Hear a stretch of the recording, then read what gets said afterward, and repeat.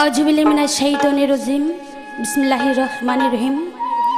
আমি শুরু করলাম সেই পরম করুণাময় আল্লাহ পাকের স্মরণে এবং তার প্রিয় দোস্ত যাকে সৃষ্টি না করলে 18,000 মাখলুকাত গাছপালা তরুলতা কিছুই সৃজন হতো না, সেই মোহাম্মদ মুস্তাফা সাল্লাল্লাহু আলাইহি সাল্লামের পাক চরণ মোবারক আমার ভক্তি রেখে বিশ্বের যত পীর আউলিয়া গাউস কুতুবগঞ্জ যেখানে শায়িত আছে সকলের দরবার আমার ভক্তি রেখে তো আজকে আমি যে পালাটা করব, পালাটা হয়েছে গুরু এবং শিষ্য। আমি শিষ্যের ভূমিকায় পেয়েছি। তো আমার প্রতিপক্ষ বাংলাদেশের সুনামধন্য শিল্পী, যদিও আমি তার থেকে অনেক অনেক জুনিয়র, সে আমার থেকে অনেক অনেক সিনিয়র, তারপরও আমি তার পাশে দাঁড়িয়েছি। এই জন্য বড়দের হাত ধরেই উপরে উঠতে হয়, এই জন্যই আজকে এই পালাটা আমি করছি। তো আসলে আমি গানের জগতে অনেক দিন আগে থেকে, কিন্তু ছিরির ভুবন এই নতুন, তাই সবাই আমার জন্য একটু দোয়া রাখবেন।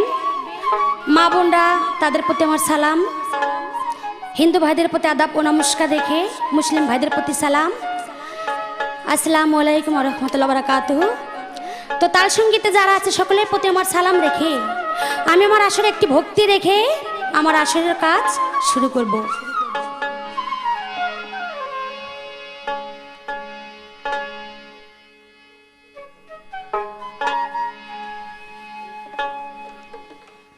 আমার প্রতিপক্ষ বন্ধু কামরুল দান, তার প্রতি আমার সালাম রেখে তো যেহেতু পালাটা হয়েছে গুরু এবং শিষ্য, তো এই পালার মাঝে এমন কোনো কথা বলা যাবে না যাতে গুরুর প্রতি একটা কেমন কেমন হয়ে যায়। তো আজকে আমরা এমনই ভাবে এই পালাটা করতে চাই যাতে বাংলাদেশের যত গুরু ধরা না লোক আছে তাদের এই পালা থেকে জ্ঞান হয়, সেই দিক দৃষ্টি করে আমাদের এই পালাটা আজকে থাকবে। প্রথমবারই আমার একটি গান থাকবে প্রশ্নবোধক, যদিও গুরুর কাছে প্রশ্ন রাখা যায় না, গুরুর কাছে আরজি থাকে বা জানবার থাকে। তো এই মর্মে আমার একটি গান, সবার প্রতি সালাম রেখে সে আমার গানটি।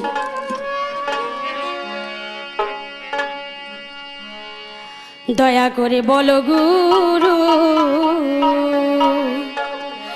আমি করলাম শুরু ভাবের কীর্তন, ছিলাম কোথায় এলাম হেতা যাব কোথা নাই নিরূপণ। দয়া করে বলো গুরু,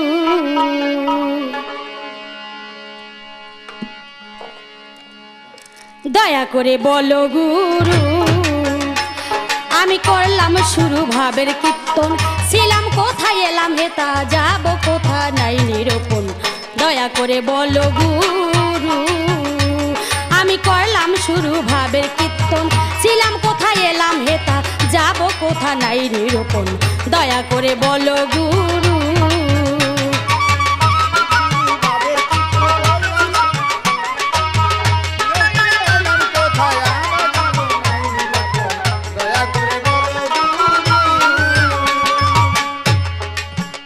যেমন একই ভাণ্ডে পুত্র আর কন্যা,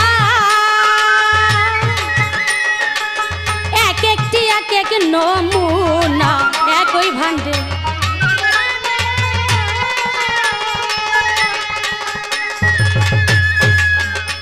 ওরে এক একটি এক এক নমুনা, অন্ধ আতু নেংরা কানা, অন্ধ আতু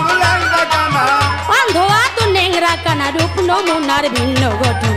দয়া করে বলো গুরু, আমি করলাম শুরু ভাবের কীর্তন, ছিলাম কোথায় এলাম হেতা যাব কোথা নাই নিরূপণ। দয়া করে বলো গুরু,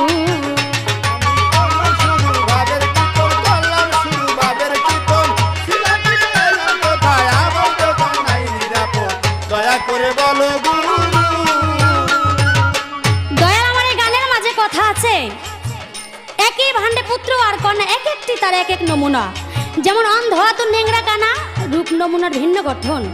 দয়াল আমি জানি একজন শিশু সে তো নিষ্পাপ, তো এই নিষ্পাপ শিশুটি কেন অন্ধ আতুর নেংরা কানা হয়ে জন্ম নেয়? তাহলে কি শিশুটা পাপী? তো আমার তো মনে হয় না, কারণ শিশু তারা নাকি ফেরেশতার নেয়, ফেরেশতার মতোই। তবে যদি ফেরেশতার মতোই হয়ে থাকে তাহলে তাদের এই কর্ম ভোগ করতে হয় কেন? নাকি বাবা মার কোনো পাপের জন্য? এটা আমার জানবার বিষয়, দয়া করে বলো গুরু। আমি করলাম শুরু ভাবের কীর্তন, করলাম শুরু ভাবের কীর্তন, ছিলাম কোথায় এলাম হেতা, যাব কোথা নাই নিরূপণ, দয়া করে বলো গুরু।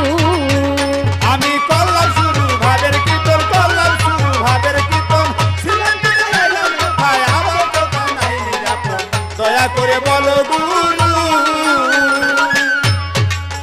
শুনি 24.5 চন্দ্র গদিয়া, আরে এই মানব দেহ বানাইয়া 24.5,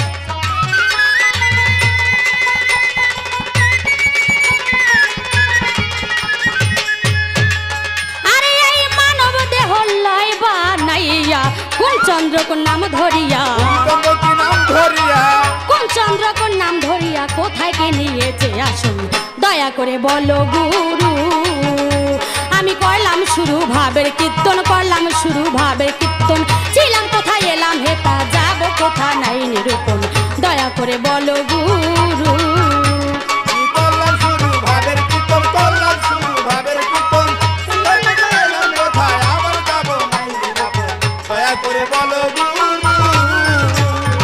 দয়াল আমার এবার গানের কথা হলো, শুনেছি 24.5 চন্দ্র ধারা নাকি এই দেহ দাঁড়া করেছে। তো দয়াল এই 24.5 চন্দ্র কোন কোন জায়গায় দেহে আছে একটু দয়া করে বুঝিয়ে বলবেন। তাই নারীর ঋতু মাসে মাসে, পুরুষের ঋতু কোন দিবসে, নারীর ঋতু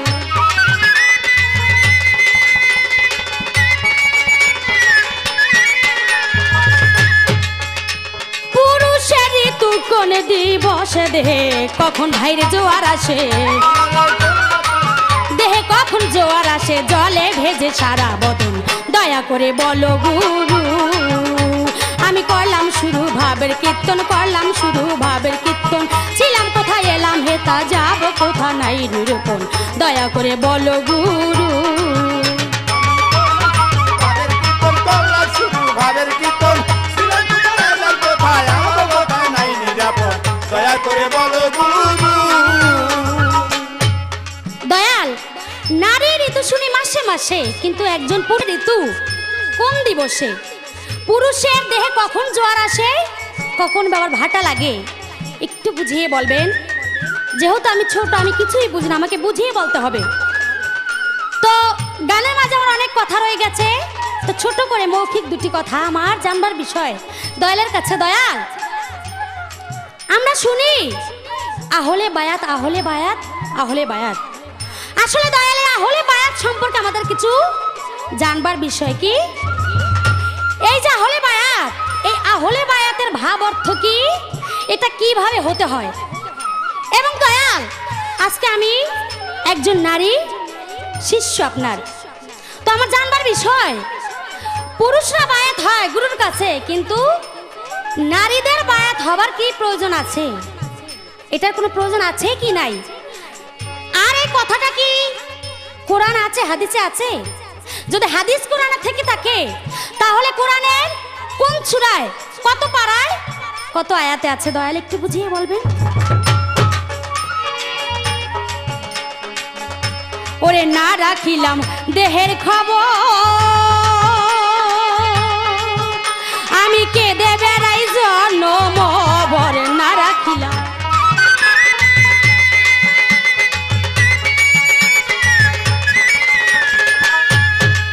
ওরে আমি কে দেবে রাই জন্ম ভর, মাতাল রাজাকে কয় কাজল রে তোর, রাজাকে কয় কাজল রে তোর, জীবন গেল পশুর মতন, দয়া করে বলো গুরু। আমি বললাম শুরু ভাবের কীর্তন, ছিলাম কোথায় এলাম হেথা, যাব কোথা নাই নিরূপণ, দয়া করে বলো গুরু। আমি করলাম শুরু ভাবের কীর্তন, ছিলাম কোথায় এলাম হেথা,